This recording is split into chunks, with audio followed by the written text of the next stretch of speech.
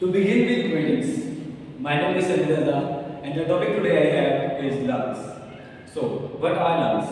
Lungs are the basic component and a paid organ of respiratory system used for breathing.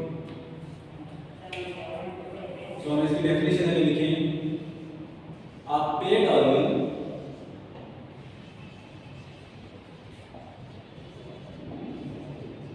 which is a part of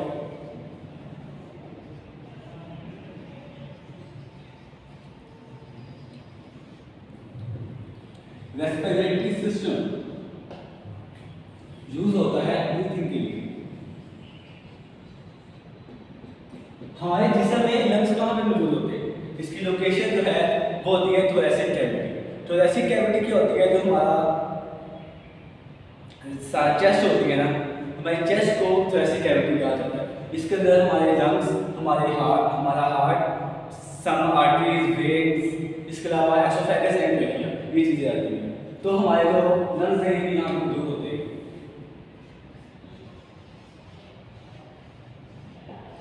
thoracic cavity. तो muscle type, ये हमारे बात करते हैं कि muscle type में किस मसल के बने हुए होते हैं। हमारे जिस्म में कुछ किस्म के मसल होते हैं, लाइक स्केलेटल मसल हैं एंड कार्डियक मसल लाइक। तो ये हमारे पास है स्मूथ मसल होते हैं।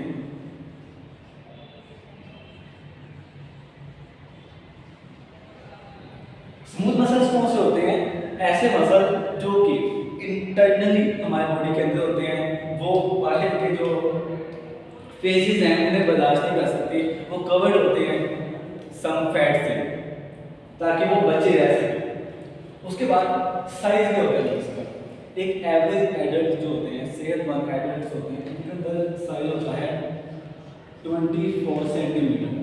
अब 24 सेंटीमीटर साइज तब होता है जब कोई एडल्ट सांस नहीं लेते, मतलब नॉर्मल है, सबने सांस नहीं ली, आमतौर पर हमने सांस रोकी हुई है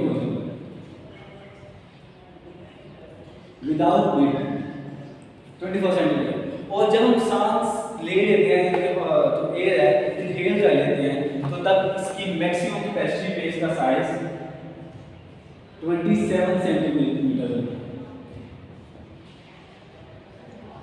आफ्टर इनहेलेशन, सो ये था इसका साइज। अब इसका वेट कितना होता है? A newborn baby has 14 gram of weight of lungs. सिर्फ और सिर्फ 40 ग्राम वजन होता है एक न्यूबॉर्न बेबी के लंग्स का। उसके बाद 2 साल का अरसा गुजरता है, 2 साल का अरसा, जिसके बाद वो 170 ग्राम होता है।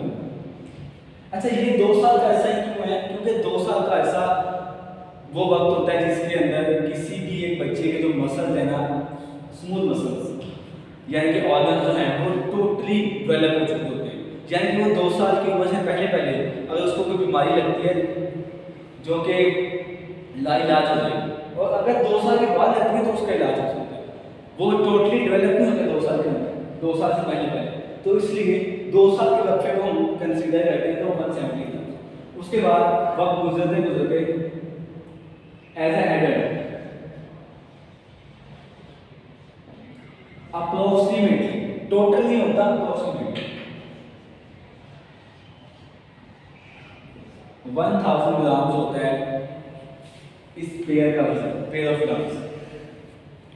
सो वॉल्यूम, जैसे हमने ऊपर बात की, न्यूबॉर्न के अंदर हम देखते हैं 39.3 से 47.3 मिलीलीटर होता है किसी भी एक न्यूबॉर्न बेबी के लंग्स का वॉल्यूम। 2 साल के अरसे के बाद ये हो जाता है 250 मिलीलीटर। फिर एज ए एडल्ट हमारे जो लंग्स का वॉल्यूम है वो होता है 6000 मिलीलीटर। फीमेल्स के अंदर ये वॉल्यूम मिनिमम 4 लीटर होता है, और जो मेल्स हैं उसके अंदर ये वॉल्यूम 6030 ml का होता है। तो एवरेजली हम इसको कहते हैं कि ये 6000 ml का वॉल्यूम है। उसके बाद हम कलर की बात करते हैं, ये होते हैं पिंकिश। पिंकिश होते हैं एक न्यू बॉर्न बेबी के लंग्स। उसके बाद वक्त गुजरता जाता है, इसमें अब ये नहीं है कि वो एक एज ए एडल्ट ही उसके ब्राउन हो गए, ये ब्राउन कलर जो है ना वो डेवलप हो जाता है पिंकिश से। तो ये जरूरी नहीं है कि एज ए एडल्ट ही वो ब्राउन होंगे या एक ड्यूरेशन से ब्राउन है जी, एक 5-6 साल के बच्चे ब्राउन है, ऐसे नहीं। ये कंटिन्यूअसली जो प्रोसेस है ब्राउन होने का चलता रहता है। अच्छा, तो सवाल पैदा होता है पिंक से ब्राउन कैसे होता है?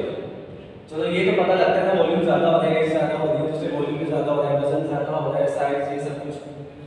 कलर कैसे चेंज होता है? कलर चेंज होने की दो वजह। सबसे पहली है कि हमारे पास 10 पार्टिकल्स हर जगह मौजूद हैं, हम इनहेल कर रहे हैं, हमारी सांस के साथ भी अंदर जा रहे हैं हमारे जिस्म के, तो वो वजह बनते हैं इसके ब्राउन होने में। और दूसरी हमारे पास वजह है, वो है कि स्मोक या फिर सेकेंड हैंड स्मोक। इसको हम डायरेक्ट स्मोक भी कह सकते हैं या सिंपल स्मोक, जो भी कहना चाहें। स्मोक धुआं जो है, सेकेंड हैंड स्मोक क्या होती है? सेकेंड हैंड स्मोक, आप लोग मिसाल देता हूँ, आप एक सिगरेट इंसान पीता है, स्मोकिंग करता है, वो तो डायरेक्ट स्मोकिंग कर रहा है, लेकिन अगर आप उसके पास बैठे हैं, आप डायरेक्ट इनहेल नहीं कर रहे उसको, लेकिन वो आपकी इर्द गिर्द हवा तो मौजूद है ना, किसी ना किसी तरीके से वो आपके फेफड़ों में चला रहा है। इसके अलावा धुआं फैक्ट्रीज का, कारों का, इस तरह की जो चीजें होती है ना, ये सेकेंड हैंड स्मोक होती है। तो अब आगे हम बात करते हैं स्ट्रक्चर ऑफ लंग्स। हमारे पास बेसिक 2 स्ट्रक्चर है लंग्स के। सबसे पहला इंटरनल स्ट्रक्चर और उसके साथ कुछ कनेक्टेड ऑर्गन्स हैं, लाइक लैरिंक्स है, ट्रैकिया है एंड समथिंग एल्स। इसके अलावा हमारा एक्सटर्नल स्ट्रक्चर है। तो हम सबसे पहले इंटरनल स्ट्रक्चर की बात करते हैं कि इंटरनल स्ट्रक्चर के अंदर कौन कौन सी चीजें आती हैं, वो कौन से पार्ट्स, अदर पार्ट्स हैं जो कि कनेक्ट होते हैं हमारे लंग्स के साथ। तो सबसे पहले है हमारे पास larynx.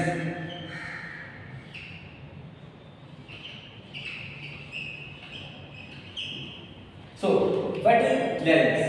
Larynx basically larynx and pharynx, ये 2 चीजें होती हैं। इसमें हमारी वोकल कॉर्ड्स होती हैं, इसके अलावा जिसे हम उर्दू में हलक भी कहते हैं, आसान शब्द में वॉइस प्रोडक्शन होती है इससे। दूसरे नंबर पे हमारा ट्रैकिया।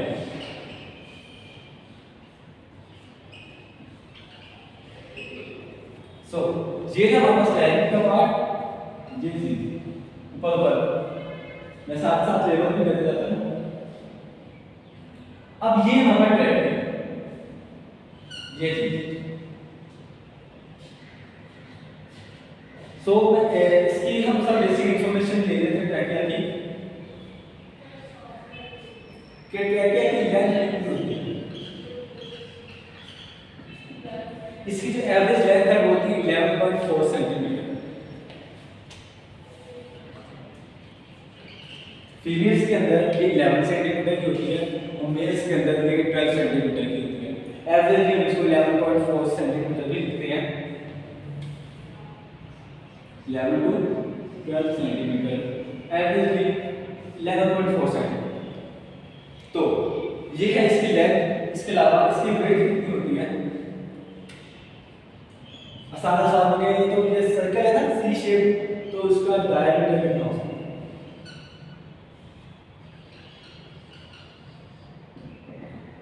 तो इसका डायमीटर होता है हमारे पास 15 मिलीमीटर से लेके 25 मिलीमीटर तक।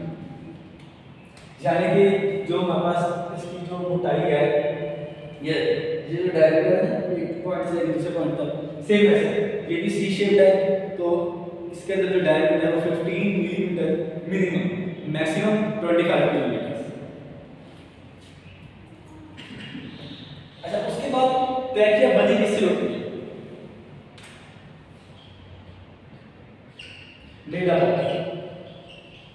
Made up of. Trachea basically cartilage से बनी होती है। कार्टिलेज क्या होता है?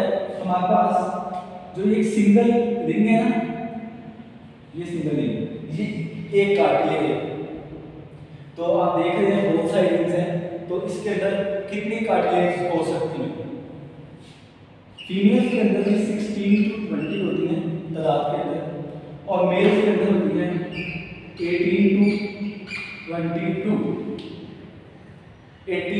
16 to 20 एंड 18 to 22 होती है इसकी तादाद।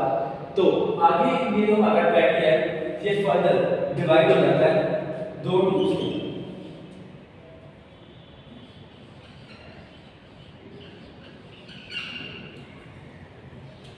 वो जो दो ट्यूब्स है ना, ये जो ट्यूब ये हमारे पास है ट्रैकिया, और ये जो हमारे पास फर्दर ट्यूब्स हैं आगे, इन्हें हम कहते हैं ब्रोंकाई।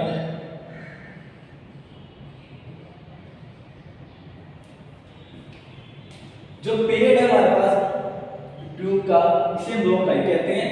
वो एक सिंगल जो हमारे पास ट्यूब है, ये ट्यूब लंग्स के अंदर, इसे हम कहते हैं ब्रोंकस।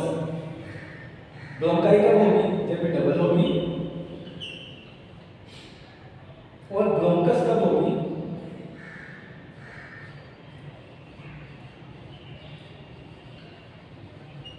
जब ये सिंगल होगी।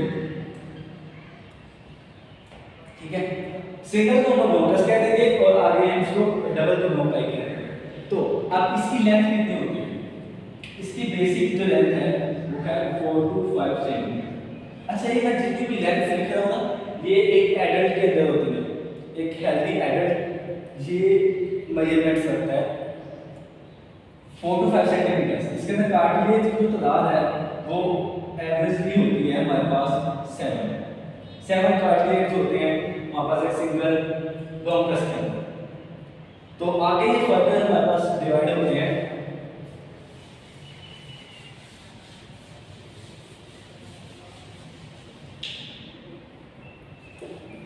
तो ये हमारा जो ब्रोंकस है वो आगे हमारा डिवाइड होता है ब्रोंक्यूल्स में।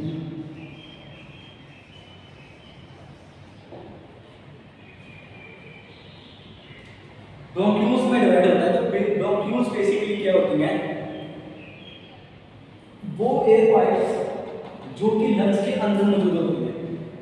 तो ये जो हमारा ब्रोंकस है ना, वो टोटली लंग्स का हिस्सा नहीं होता, वो लंग्स से बाहर भी हो सकता है, लेकिन जो हमारे पास ब्रोंक्यूल्स है वो लंग्स के अंदर होती है। अच्छा, इसके अंदर होती है, इसका मतलब है किसी पाथवे से गुजरती है। तो वो पाथवे क्या होता है? यानी कि यहाँ पे ये जो चीज है ना, ये जो होल टाइप है, जिस होल से ये जो हमारे पास ब्रोंकस है वो ब्रोंक्यूल में कन्वर्ट हो रहा है, यानी ब्रोंक्यूल में आगे तकसीम हो गया है, उसे हम कहते हैं हेलम। इसकी स्पेलिंग ऐसे है लेकिन इसको प्रोनाउंस जो है वो हेलम कहते हैं। हेलम बेसिकली वो होल होता है जिसके अंदर से हमारा ब्रोंकस, आर्टरीज, वेन्स वगैरह है वो लंग का पार्ट बनती है, लंग के अंदर भी आती है और लंग से बाहर भी जाती है। अच्छा, ब्रोंक्यूल्स पे थे। ब्रोंक्यूल्स की आगे दो टाइप्स हैं। सबसे जो पहली है वो है प्राइमरी ब्रोंक्यूल।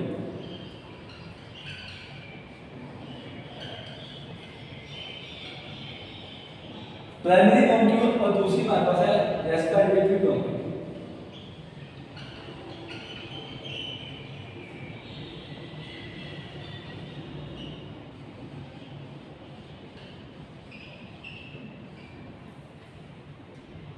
पहली है हमारा प्राइमरी ब्रोंक्यूल, दूसरी रेस्पिरेटरी ब्रोंक्यूल। अच्छा, तो प्राइमरी ब्रोंक्यूल है ना, ये चीज इसे हम प्राइमरी ब्रोंक्यूल कहेंगे।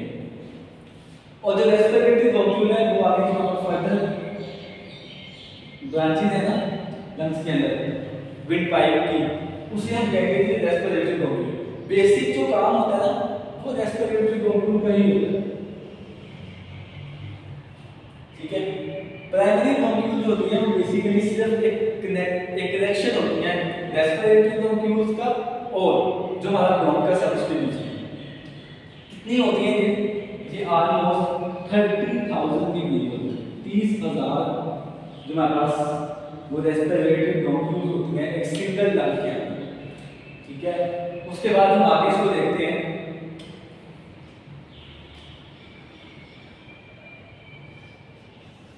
रेस्पिरेटरी ब्रोंक्यूल्स जो है वो आगे फर्दर डिवाइड होती है एल्वियोलर डक्ट्स के अंदर।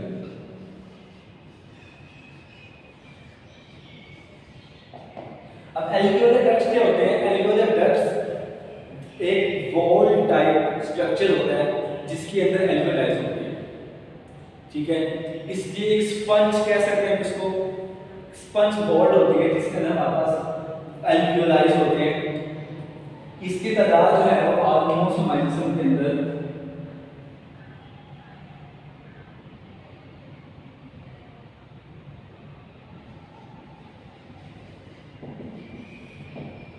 2 मिलियन की होती है, ठीक है। तो अच्छा, अब एल्वियोलर डक्ट्स जो है वो आगे फर्दर डिवाइड होती है हमारे एल्वियोलाइज के अंदर।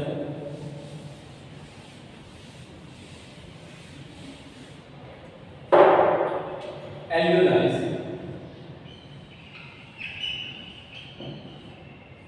अच्छा, अब एल्वियोलाइज को हम लोग फंक्शनल यूनिट ऑफ लंग भी कहते हैं, क्योंकि बेसिक जो आखिर में सबसे मेन फंक्शन होता है हमारा रेस्पिरेशन का, वो एल्वियोलाइज परफॉर्म करती है। सिंगल एल्वियोलाई है और एल्वियोलाइज जो है वो बहुत सारे। अब इसको हमने फंक्शनल यूनिट कह दिया पहले तो।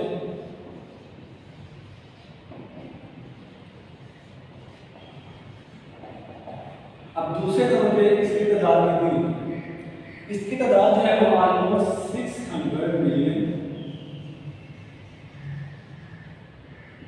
टू 800 मिलियन, ठीक है। मिनिमम 600 मिलियन, मैक्सिमम जो है वो 800 मिलियन, इतनी ज्यादा होती है। इसका मतलब इसका साइज बहुत छोटा है। इसका जो साइज है ना वो है 200 माइक्रोमीटर। 200 माइक्रोमीटर एक सिंगल एल्वियोलाई का साइज होता है, यानी कि आंख से नहीं नजर आती है इसे microscope.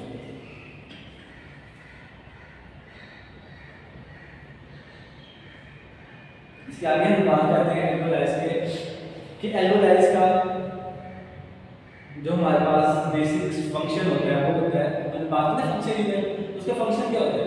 Gas exchange.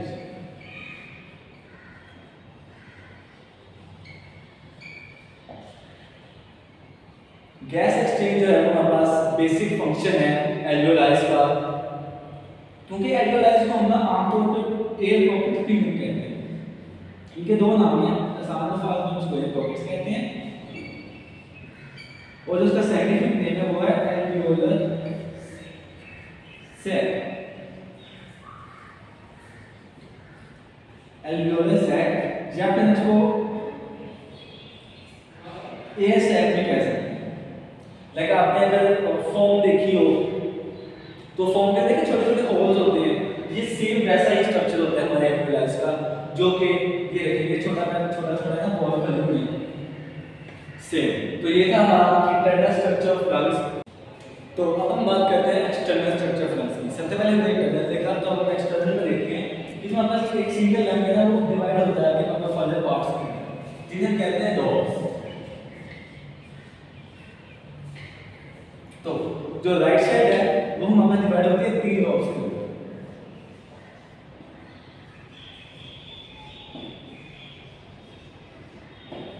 Right side के हमारे पास 3 लोब होते हैं। सबसे पहले ये जिसे हम कह सकते हैं अपर लोब, या फिर इसको हम कहते हैं सुपीरियर लोब। दूसरे नंबर पे आता है मतलब ये सेंटर वाला हिस्सा, जिसे हम कहते हैं मिडल लोब। तो एंड में हमारे पास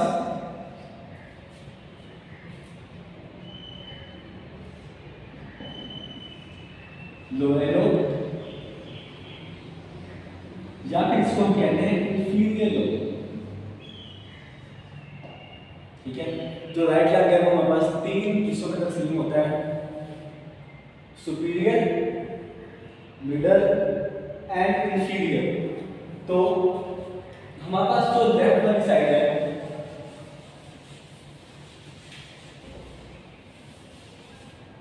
वो सिर्फ दो हिस्सों में तकसीम होती है, दो हिस्सों में। जो पहला हिस्सा है उसे हम कह देते हैं अपर लोब या फिर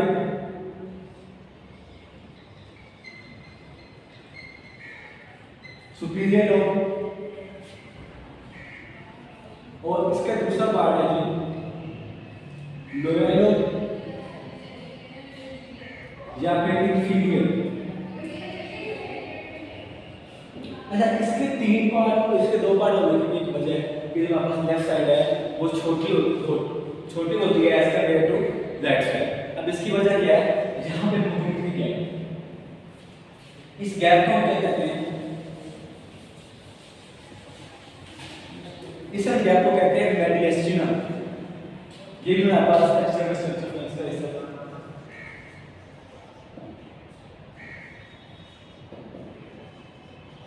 मेडिएस्टिनम, ऐसा मेडिएस्टिनम वो स्पेस है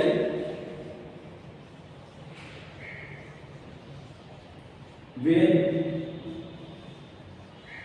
heart, trachea, esophagus और उसके अलावा कुछ हमारे जो वेसल्स होती हैं लाइक कैपिलरीज और आर्टरीज वेन्स वगैरह ये मौजूद होती हैं। तो इस गैप की वजह से असल में ना ये जो गैप के पार्ट है, स्पेशली पार्ट है वो लेफ्ट साइड पे ना थोड़ा सा झुका हुआ होता है, जिसकी वजह से ये हिस्सा भी जो हमारी लेफ्ट साइड है वो छोटी भी होती है और छोटे होने की वजह से उसके पास जो लोब्स है वो भी कम होते हैं। तो ये हमारे पास दूसरा था। अब तीसरे नंबर पे बात करते हैं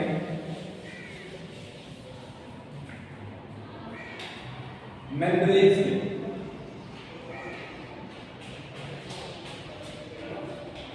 मेम्ब्रेन क्या होता है, ये जो हमारे पास झिल्ली है ना ऊपर, ये के सरफेस ऑफ लंग्स से कह सकते हैं, इसे हम कहते हैं मेम्ब्रेन। अब ये हमारे पास मेम्ब्रेन जो दो तरह की होती है, सबसे पहले आती है हमारे पास अपर मेम्ब्रेन और दूसरे नंबर पे हमारे पास लोअर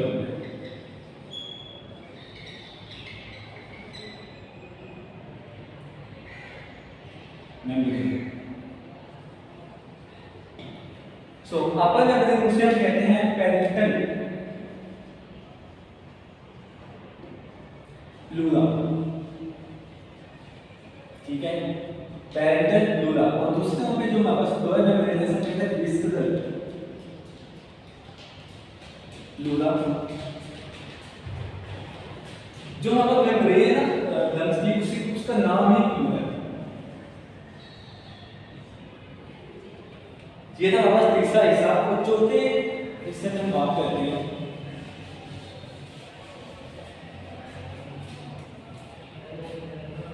डायफ्राम।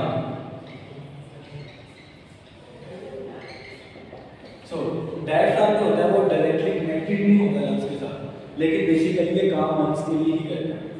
अच्छा, इसका काम क्या है, ये डिवाइडर है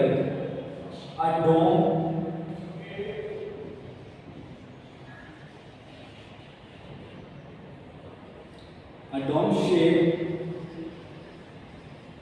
ऑर्गन है हमारे पास, डिवाइड करता है हमारी थोरेसिक कैविटी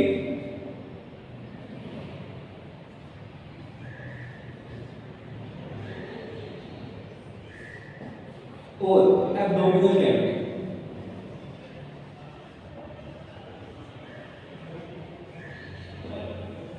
ये थोरेसिक कैविटी को एब्डोमिनल कैविटी को ये डिवाइड करता है। ये डायफ्राम हमारे पास।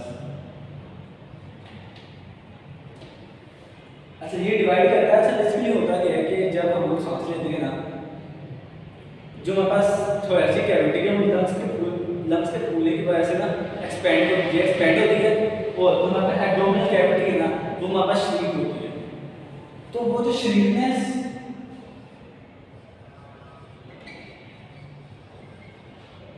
और एक्सपेंशन एक्सपेंड होना जो है उसकी वजह ये डायफ्राम, कि डायफ्राम की वजह से ये श्रिंक होती है और ये एक्सपेंड होती है। तो अभी तक हमने बात की internal structure of lungs, some organs related और कनेक्टेड टू लंग्स, इसके अलावा एक्सटर्नल स्ट्रक्चर ऑफ लंग्स। अभी हम बात करते हैं some diseases related to lungs.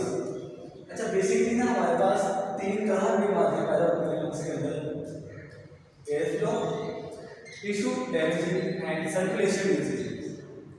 अब एयर फ्लो के अंदर हमारे पास कौन सी बीमारियां आती हैं? वो बीमारियां जो कि सांस के मसाइल पैदा करती हैं, सांस लेने में मसाइल पैदा होते हैं हमारे।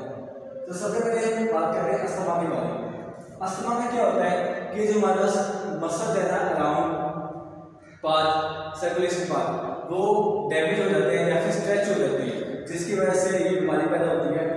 दूसरे नंबर हमारे पास ब्रोंकाइटिस, नाम से पता लग रहा है कि ये ब्रोंक्यूल्स, ब्रोंकाइस या फिर ब्रोंकस जो भी अपेरेंस है उनसे रिलेटेड होती है। जब पाथवे ही खराब होगा तो सांस कैसे से बना सकती है। तीसरा नंबर हमारे पास एम्फीसीमा। एम्फीसीमा में क्या होता है कि जो हमारे पास एल्वेओलाइज है ना वो डायरेक्टली डैमेज होते हैं, जिसकी वजह से गैस एक्सचेंज नहीं होता, गैस एक्सचेंज सही तरह नहीं होता तो सांस लेने में मसाइल पैदा होते हैं। दूसरे नंबर पे हमारे पास टिश्यू डैमेज। टिश्यू डैमेज में सबसे पहले पल्मोनरी फाइब्रोसिस। पल्मोनरी फाइब्रोसिस में जो हमारे पास एयर पॉकेट्स है ना, एयर सैक्स, उनकी जो सराउंडिंग है वो डैमेज हो जाती है। लाइक अभी हमारे एक एल्वेओलाई है तो जिसका सरफेस होगा वो डैमेज होगा।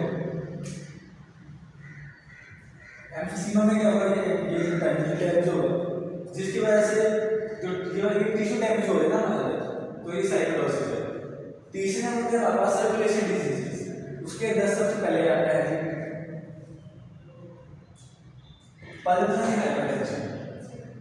पल्मोनरी हाइपरटेंशन में क्या होता है कि जो हमारे पास वेसल्स है ना रिलेटेड टू लंग्स वो डैमेज हो जाते हैं, चाहे वो कैपिलरीज, आर्टरीज, वेन्स किसी भी तरह की हो, तो सर्कुलेशन कंप्लीट नहीं होता, जो कि हमारी जो लंग्स भी है उसे डैमेज कर देंगे। एंड में हमारा पल्मोनरी एडिमा। पल्मोनरी एडिमा में क्या होता है कि एक फ्लूइड टाइप हमारे जो लंग्स है उसमें भर जाता है। आसान बात करें तो पेपर में पानी पड़ जाता है, जो हम आम बीमारियों में सुनते हैं जिसके पेपर में पानी पड़ गया, तो ये हमारे पास पल्मोनरी एडिमा, ये मार्केटों में फ्लूइड पैदा हो जाता है। ये 3 तरह की बीमारियां जो कि अमूमन मोस्ट कॉमन हमारे लंग्स से रिलेटेड है और आमतौर पे हर दूसरा इंसान इनमें से किसी एक बीमारी का शिकार क्यों है, उसकी हमारे पास बेसिक 3 वजूहात हैं।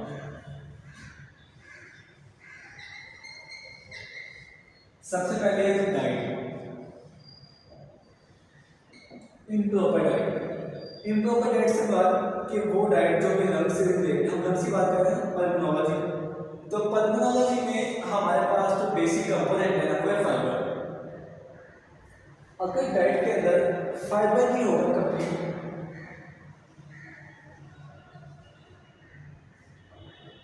वो नीड नहीं पूरी कर सकती वो डाइट, तो वो लंग्स के लिए फायदेमंद नहीं है। दूसरी नंबर में बात करते हैं कि स्मोक की, स्मोक या डस्ट। स्मोक और डस्ट आजकल आप कह सकते हैं कि बेसिक कंपोनेंट बन चुका है हमारी एयर का, तो इसके बगैर जो है वो हमारी हवाई आजकल नाम कमल है। फैक्ट्रीज, व्हीकल्स वगैरह की वजूहत हैं, ये हमारे लिए पैदा करती हैं एयर फ्लो डिजीज, पैदा करती हैं उसकी मेन वजह ही एयर फ्लो डिजीज की स्मोक या डस्ट है। तीसरे नंबर के लिए हमारे पास